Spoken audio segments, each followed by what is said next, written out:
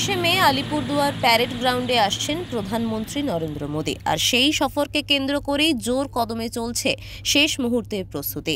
Operation সিঁদুরের পর মোদীর প্রথম বাংলায় সফর। সমাবেশ সফল করতে প্রশাসন থেকে শুরু করে নিরাপত্তা বাহিনী পর্যন্ত সকলেই তৎপর। ইতিমধ্যে প্যারেড গ্রাউন্ডে একাধিকবার হেলিকপ্টার নামার ট্রায়াল চালানো হয়েছে, যাতে প্রধানমন্ত্রীর আগমন ঘিরে কোনো ত্রুটি না থাকে। সভাস্থলের সাজসজ্জা, নিরাপত্তা ব্যবস্থা এবং জনসমাগমের ব্যবস্থাপনা অত্যন্ত কঠোরভাবে পর্যালোচনা করা হচ্ছে। গোটা এলাকা জুড়ে চলছে নজরদারি, মোতায়েন করা হয়েছে বিশাল সংখ্যক কেন্দ্রীয় বাহিনীও। মোদীর এই সফরকে ঘিরে সাধারণ মানুষের মধ্যে ব্যাপক উৎসাহ দেখা যাচ্ছে। অনেকেই সভায় উপস্থিত থেকে তাকে সরাসরি শুনতে মুখিয়ে রয়েছেন।